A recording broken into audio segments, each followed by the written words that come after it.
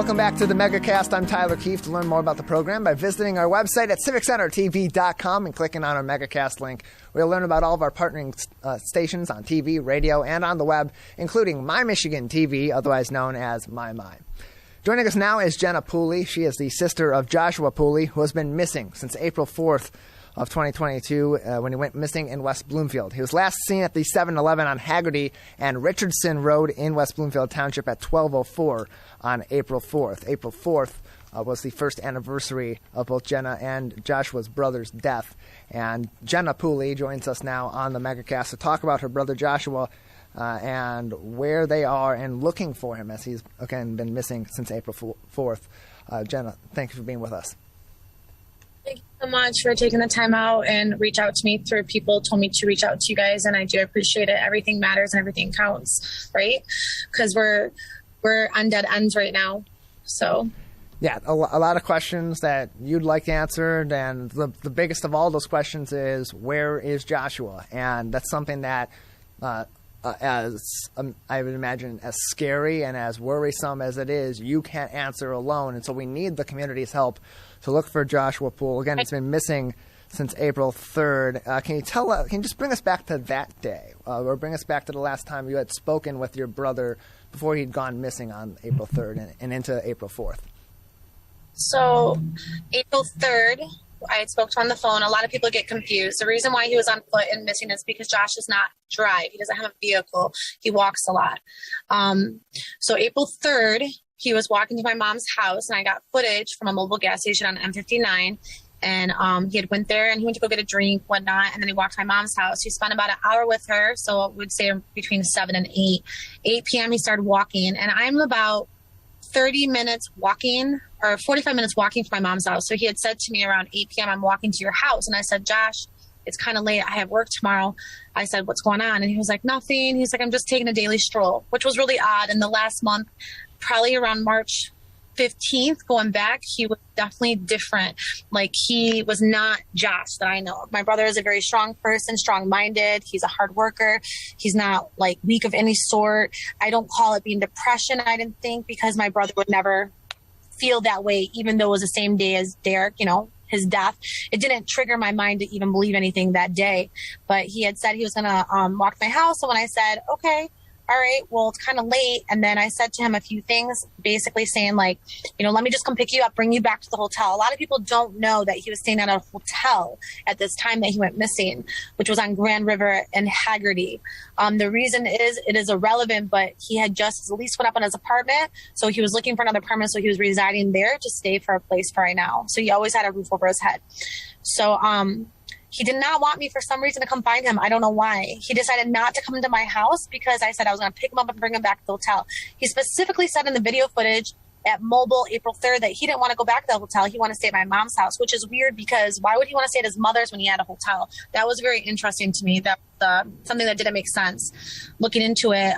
So that night he continued to walk to my father's. We have proof because he had actually contacted me around 12:30 a.m., which was going into April 4th. And he said, hey, I'm just taking a daily stroll. I'm at Bloomer Park where I grew up. It's a lake that we grew up as kids that we love. My dad lives literally right in front of the park. So I said to him, let me pick you up. It's cold out. I don't know if a lot of people remember, but April 4th, it did snow in that morning at 6 a.m. He was only wearing 2 sweaters. And he wouldn't let me for some reason. He goes, I'm a big boy. I have an Uber card. I will Uber myself home when I get cold. I just want to relax and take it all in. I didn't really look into it at that moment, but it was still a little strange. He would not let me come find him. So going into 12:30 a.m., he said, I'm going to charge my phone. He goes, and I'll call you back later. I got to save juice on my phone to call the Uber. So I said, okay. I laid my head back down, and I was still a little irritated. And then I reached back out to him at 1 a.m., 2 a.m. I got nothing.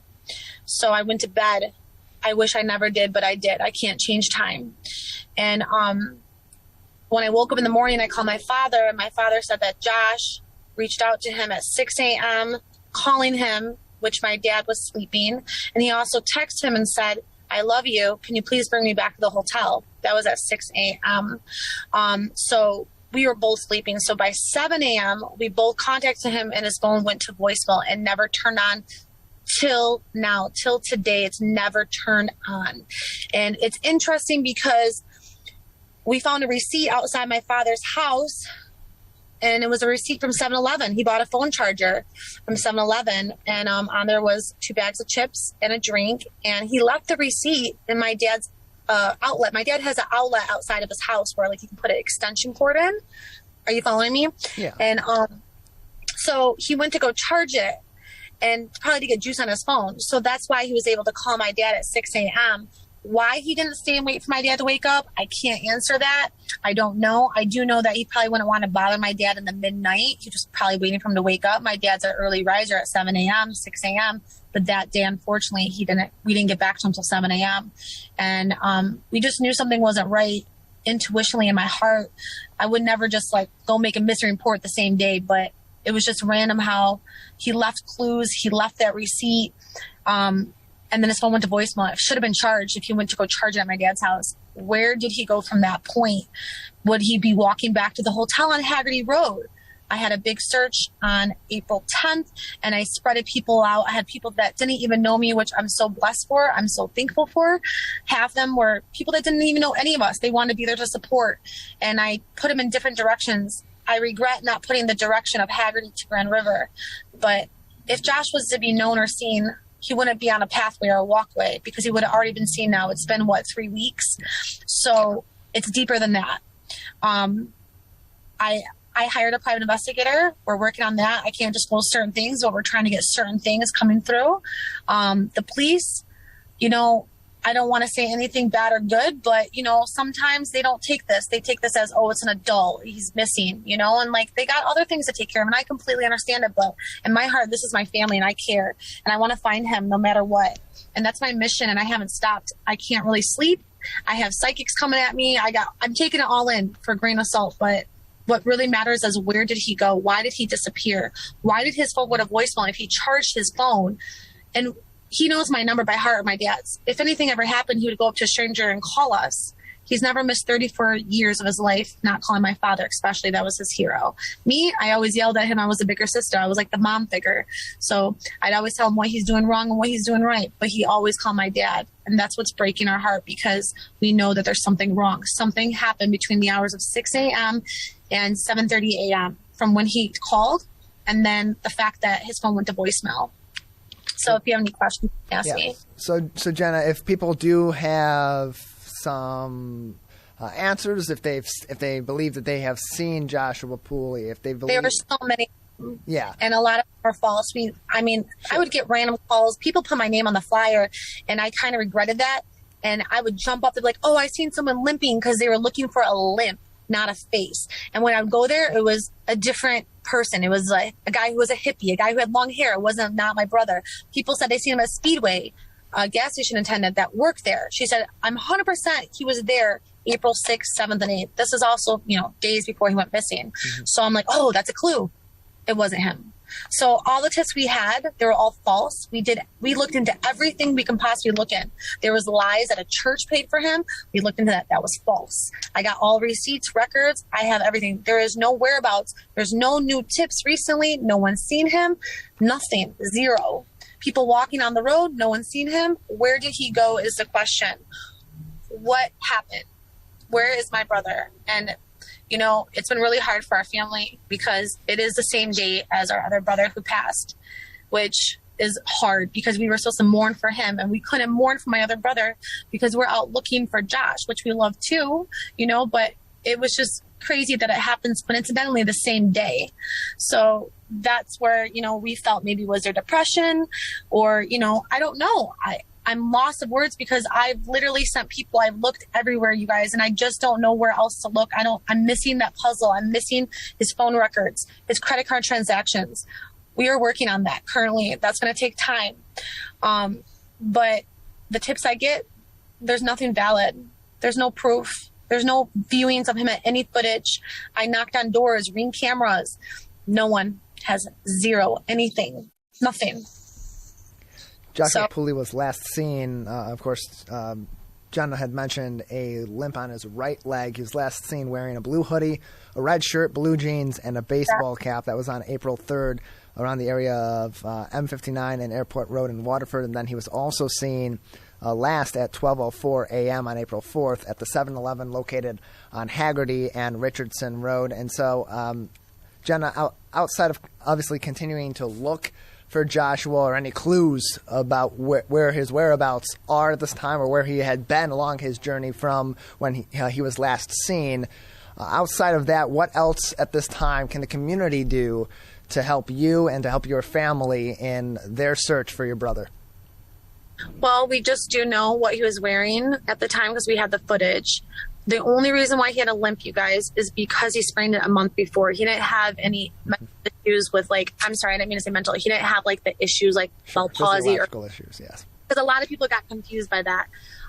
So it's just because he sprained his ankle. He did have a phone on him. It was a Samsung and a wallet, and he had a phone charger. I have not came across these things on the actual road, but I'm just asking if you guys can keep your eyes and ears open. Share my page on Facebook. You can add it. It's called Missing Josh. Jenna Lynn is my Facebook. You can find all the links on there. I was also on Fox 2 News.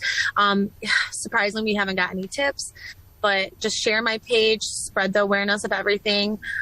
Keep looking. If you guys are on pathways, look deeper than the pathways. Don't look in just the pathways. Look inside the actual woods. Look by ponds. I don't know why I feel, but I feel like water. I don't know why, and I can't explain it, but I feel it's deeper than what it is, because he would have been seen by now. He would have been. And people just don't disappear. The answer will always come up, but when will it come up? We don't know.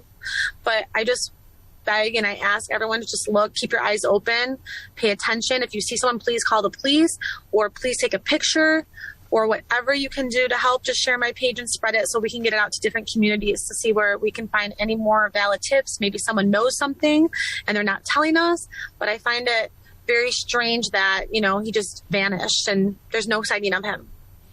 Jenna, thank you for joining us and telling us about your brother and about where you're at in the search. We appreciate your time, and we wish you and your family luck and success in finding Josh. We will. I'm very confident that it will come to light, and I pray every day that it will. So every day I get new answers. So I just got to crack the puzzle, and we're going to find him. With the community, without, we're going to find him. And I appreciate everyone that stepped in, and I appreciate you guys completely. I appreciate everyone that's tried to share and help me as much as they can. And a lot of people are working on this case that don't even know me. Like, their heart is like bleeding like our families, because they keep saying, I can't even imagine what you're going through. So thank you again, you guys. I do appreciate it. Thank you for your time. Appreciate you joining us. Again, you can call, if you have any information, please call the Waterford Police Department at 248-674-0351. We'll also link Jenna's Facebook page in search of her brother Joshua Pooley in the graphic at the bottom of our screen. We've done that throughout this interview. We'll continue to do that. We'll do that again right here as I once again read the Waterford Police Department's number, 248-674-0351. 248-674-0351. We're going to take a break on the Megacast, and on the other side, we'll have another interview and more programming coming up. You're watching and listening to the Megacast.